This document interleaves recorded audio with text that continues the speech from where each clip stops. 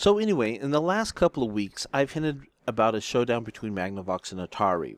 Remember, Nolan Bushnell had seen Magnavox's version of a table tennis game at a convention and asked Al Alcorn to build a prototype based on that description that Nolan gave him. Well, Nolan was impressed by the project and decided to build it as an arcade game. They made a prototype machine to test and took it to Andy Capp's Tavern in Sunnyvale, California. They agreed to let the bar keep all the money from the machine when they came back to pick it up in a week or two. The story goes that a couple of days later, though, in the middle of the night, Alcorn gets a call. "Come and get this crap out of my bar," the barkeep demands. It wasn't working and the customers were upset. Alcorn agreed to come and get it, but asked to be allowed to troubleshoot it before moving it. He showed up with Bushnell to check what broke. As they worked on the machine, they opened the coin mechanism and quarters spilled out everywhere. The coin slot had been jammed with too many quarters. The upset customers were losing quarters because they kept shoving more and more coins in, even though it had already jammed. He gave the barkeep a heaping stack of quarters and asked, did he still want the machine removed? Realizing how much money he had made just by having the machine sit there for a few days, the owner declined. That was in 1972, and by the end of 1974, Atari had sold over 8,000 of these arcade machines called Pong.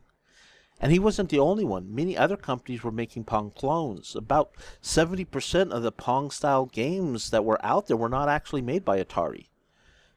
And Magnavox had noticed all the tennis-like games on the market, and seeing the success of the game that looked somewhat like their home game, they filed a lawsuit that year. Now, what exactly happened next depends on who you ask. Bayer says Magnavox lawyers could prove that their game patented technology had been infringed on, and Atari had no choice but to give in and agree to pay royalties. And to keep making the game, Atari was also forced to purchase all their future chips from Magnavox. Bushnell had a different version, though. He says that Atari's lawyers figured out they'd win, but only after spending $1.5 million to fight the lawsuit. He goes on to claim that he negotiated a win-win instead, that he agreed to buy Magnavox's chip at a steep discount and would agree to Magnavox's claim of patented technology, not because of its merits, but because it would allow Magnavox to win, not just this case, but all the other similar cases against Atari's competitors, which would force them out of business and leave Atari as the only company making Pong arcade games and one of the few console makers legally allowed to use Magnavox's technology. Either way, the lawsuit was settled, and Magnavox became the major industry supplier of the emerging video game industry. Now, I guess it should be noted here, though, that Magnavox made over $1 million from their lawsuits, which is 3 times what they've actually made from selling their video game console, the Magnavox Odyssey. Atari's Pong console was very successful, but they were still a small company. As they began to grow, the game industry started to crash. As I mentioned last week when we talked about Jerry Lawson, consoles at the time had basically one game each. You had switches that could change things like the number of paddles or put a wall in a certain space, but basically the hardware only allowed one basic game with some variations. So as the customers lost interest, manufacturers began to plan for a system that would allow them for an expanded library of games. And if they wanted to build one, Atari would need a lot more cash than they had. The solution was a new partnership, but it was also the start of Atari's next round of problems. At the time, game company employees were usually outcasts, rebels, renegades, and visionaries, people who didn't fit into the standard business office 9-to-5 style culture. If you did what you were supposed to do back then, go to school, then take over the family business, you did not end up in the unproven world of making games. When Bushnell sold Atari to Warner Brothers in 1975, they changed the culture to more of a traditional business management style that conflicted with Atari's existing free will culture. This created a lot of friction with the company. The CEO once publicly criticized his own programmers as high-strung prima donnas in a newspaper interview. See, the previous success of Atari's game came from a culture that the new management, who were not part of that world, could not coexist with. Not only did they fail to understand how to best utilize their employees, they also lacked an understanding of the industry's potential. With Warner Brothers at the helm, they turned down a chance to buy Apple Computer when they first started and failed to negotiate a merger deal with Nintendo. One of the problems was that Atari had a policy against individual recognition. This in itself wasn't unusual. Walt Disney, for example, had a similar policy against giving his artists public recognition as well. The Hollywood unions were in part created because the studios were not giving workers credit in the film. The argument often used was that it's teamwork that made the product good, and individual accolades create animosity and division.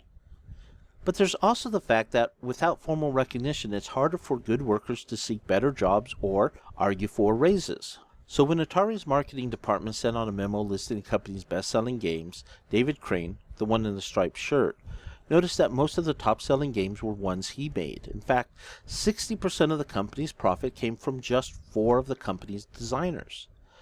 So he got together with the other 3, Bob Whitehart, Larry Kaplan, and Alan Miller, and they left to form their own company, Activision. It would be the first third-party video game manufacturer, meaning that they would not be building their own system, but instead make games that played on other companies' systems. Atari responded by filing a $20 million lawsuit. Atari argued that building games for their system was a violation of their patents and that only Atari could make games for their system. Activision's sales at the time were amazing, and Activision decided it was better just to pay a small licensing fee instead of risking the loss in court. This established the still current practice in consoles of developers having to have console makers' permission in order to develop their systems. Activision continues growing and hires top talent like Gary Kitchen, who would go on to create the first robust, publicly available game engine, and Carol Shaw, who designed and programmed one of the best-selling and critically praised games of the Atari era, River Raid. But it's David Crane's own game, Pitfall, in the Christmas of 1982 that really distinguished Activision from everybody else. And that sets up one of the most widely known fiascos in game history. See, once Activision's team left, Atari was hurting. Without their best designers, their games just didn't sell as well as the competitors, and they were desperate for a hit. So in 1982, Howard Scott Warshaw developed a game called Yar's Revenge. And though it didn't receive much in the way of critical acclaim, it did sell very well and was the #1 best-selling game when it was released. And while all that was happening, Warner Brothers, who didn't really understand the game world, remember, made a momentous error. With a little more than 2 months to develop it, Atari agreed to pay $20 million to purchase the rights to Steven Spielberg's movie about a visitor from another world, E.T. It wasn't just ignorance. The management, who had fired Nolan Bushnell by this time, had adopted the same philosophy they had with their toy department, that popular characters, not innovation, was what sold games. They assigned the game to Warshaw, who convinced them to adopt an existing and prototyped game idea instead of developing a new one from scratch in order to save time. Additionally, Atari skipped consumer testing, believing that the E.T. name would be enough to sell many copies, and, well, they were right. E.T. was one of the best-selling games of all times. But Activision's Pitfall, which introduced the concept of a side-scrolling platform, though didn't quite scroll yet, sold 4 times as many during that same critical Christmas season. Atari had correctly realized that there was a huge potential of sales available in the market that Christmas and had counted on the movie tie-in to be a big driver in the game sales, but they neglected to consider the possibility they might lose to innovations by a third party. They ended up with millions of unsold inventory for E.T. Even worse, it was their second overhyped game in a row. Their version of Pac-Man had disappointed a lot of fans that year too, and so customers now had no faith in Atari games.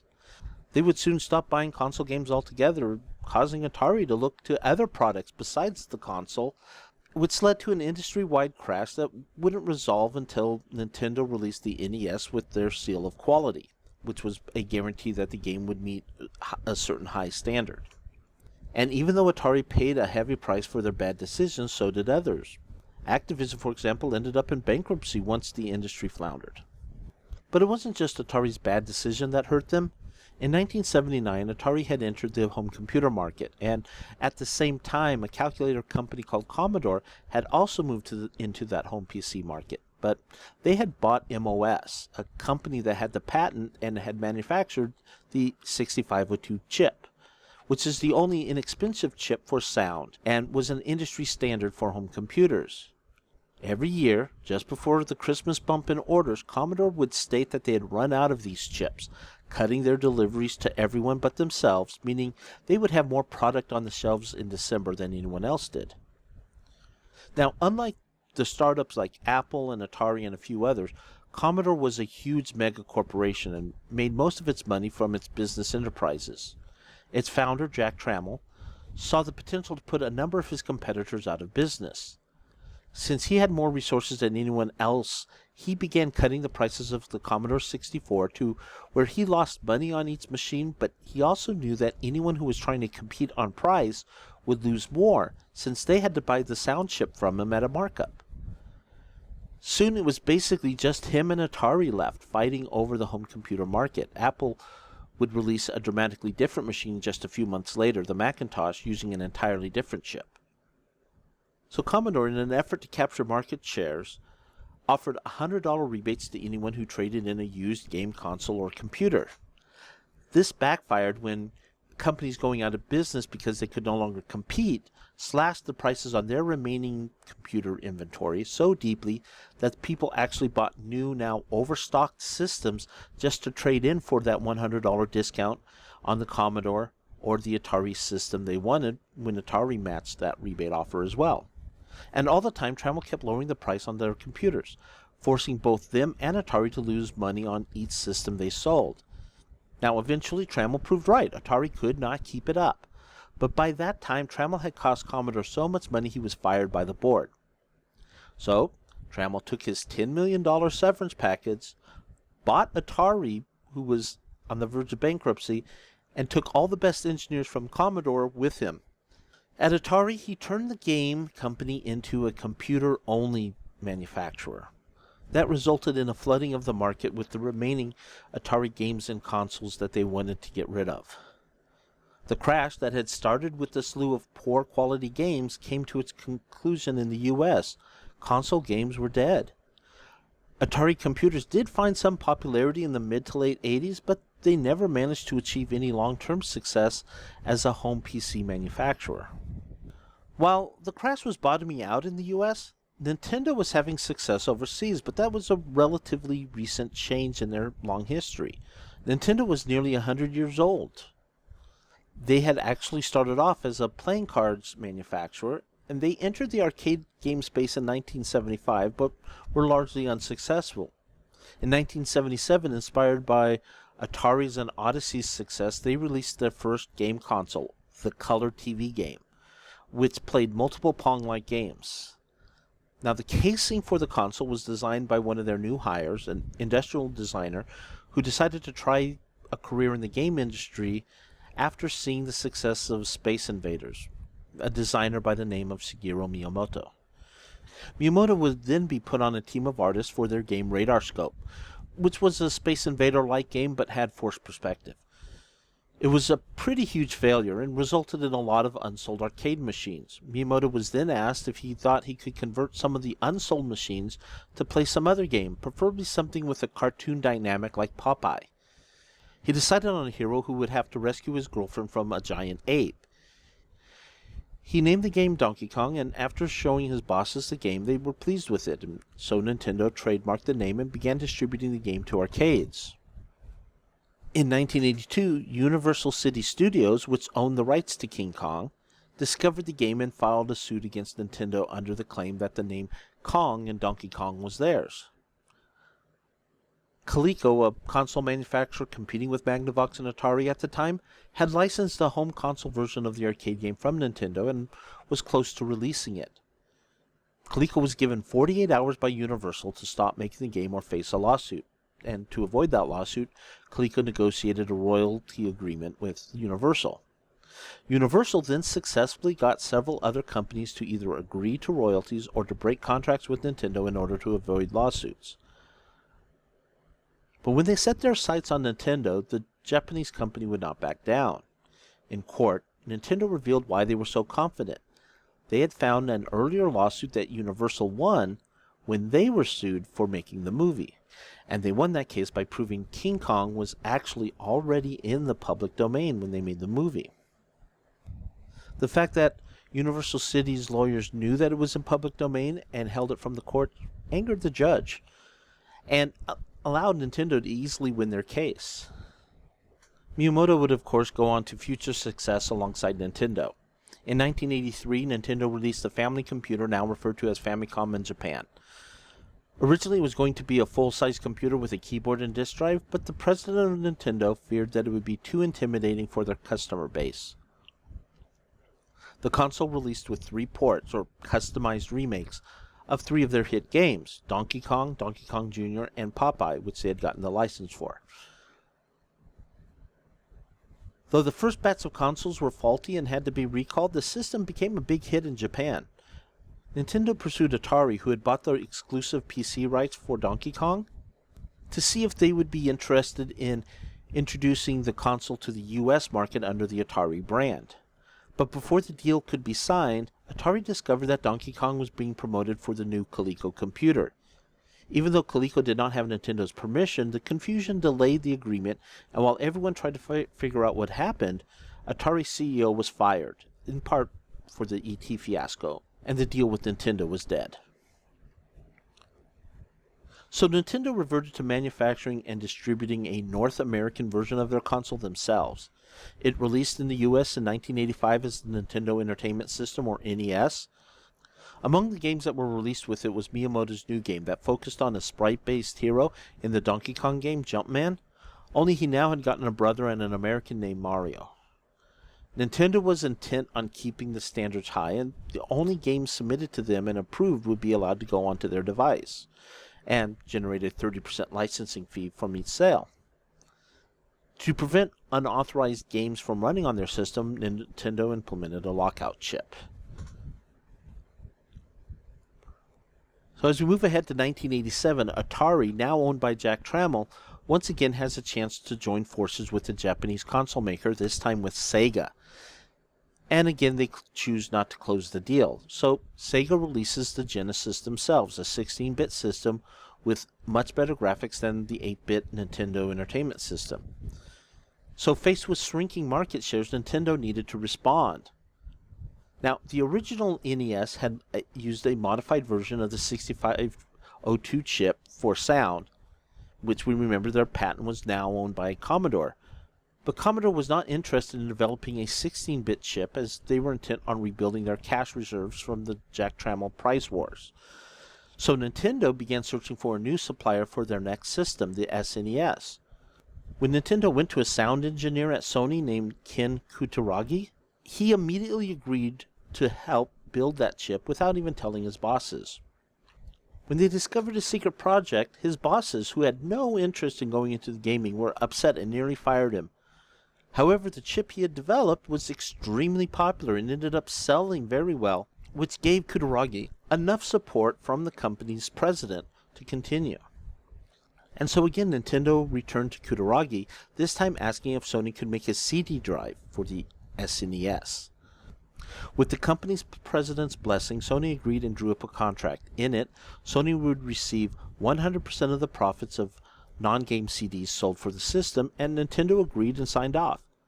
But later Nintendo realized the wording on the contract actually gave Sony 100% of all profits from the sale of all CDs, including games. Basically, Nintendo would be unable to make any money off of games if customers preferred CDs to cartridges.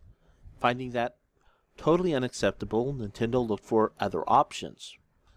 So without any warning to Sony, the day after Sony just did a big PR announcement about the partnership and revealing the new CD drive console called the Nintendo PlayStation, Nintendo held another PR event announcing that in fact their new console was going to be made with Sony competitor Philips instead, very publicly breaking the contract and making Sony look a bit foolish in the process.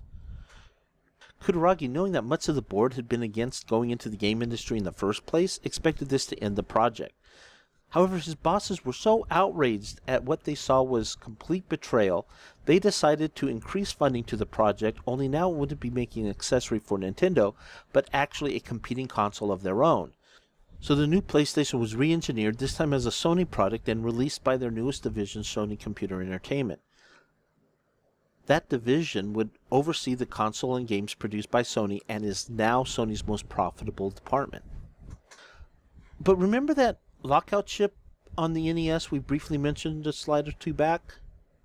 In 1992, Atari argued that Nintendo's lockout chip was a misuse of their copyright. The courts agreed, and this helped establish the legality of what's called reverse engineering, the ability to make a copy of an item if your copy is based only on the results of the product without any knowledge of how that result was produced. Atari actually ended up losing this lawsuit when Nintendo proved that they had literally and illegally stolen the design from the U.S. Patent Office under false pretenses. But the part of the decision regarding fair use through reverse engineering was critical. Accolade was able to use it to win a similar case against Sega that allowed them to release unauthorized copies of the game that could play on the Sega Genesis. There was also another previous ruling that the justices had relied on in this case. It was one that stated the trademark is misused if it serves to limit competition in the manufacturing and sales of a product. That ruling came from Anti-Monopoly versus General Mills, which is the same case we looked at a few lectures back, the one where Parker Brothers lost their trademark on Monopoly.